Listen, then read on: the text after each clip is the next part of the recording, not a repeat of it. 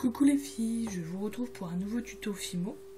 Donc aujourd'hui je vais vous faire voir comment réaliser un petit lu. Alors c'est tout simple, là les petits. Après vous pouvez le faire plus gros, ça dépend. Alors pour ceci, il vous faudra de la pâte Fimo couleur chocolat. Et puis, enfin moi j'utilise un moule, bon là pour faire les rainures en fait. Donc ça après c'est selon votre choix.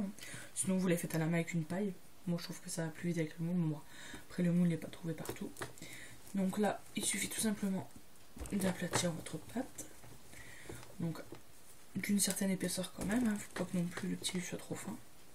Vous voyez à peu près comme ça. Tout simplement. Donc moi j'ai un moule spécial en fait. Donc ça fait d'un côté il est dentelé. De l'autre côté il est lisse. En fait j'avais acheté ça dans une solderie je crois, je sais plus très bien laquelle en fait. À l'origine c'est pour faire des gâteaux. Donc moi je m'en sers pour faire de la Fimo. Donc en fait vous pressez comme si c'était un emporte-pièce en fait.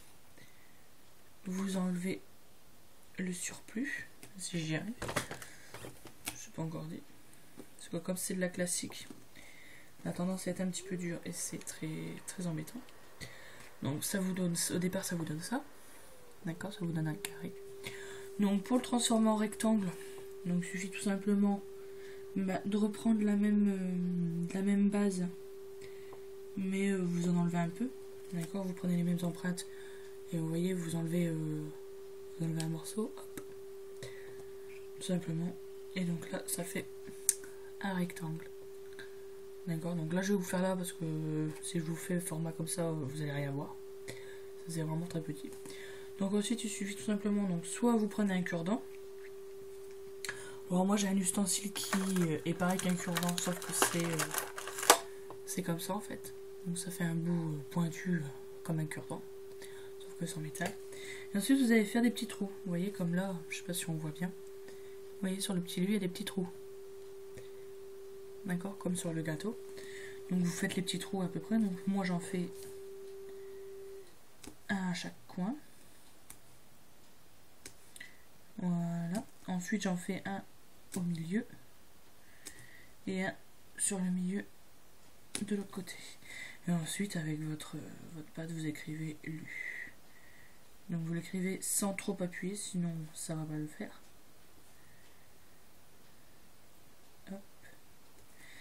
Et voilà. Alors si vous n'avez pas de moule pour faire les traits sur le côté, vous pouvez le faire. Enfin, moi tout au début je le faisais avec une paille. Donc ça vous donne ça. Donc voilà. Pardon, je suis un peu malade. Donc alors soit ensuite vous mettez votre tige là, donc comme sur le petit que j'avais fait. Vous mettez sur le côté. Ou alors vous pouvez le mettre là pour le mettre droit, tout simplement. Donc voilà. Donc j'espère que ce petit tuto vous a plu. Et puis ben, je vous dis à la prochaine. Bye bye.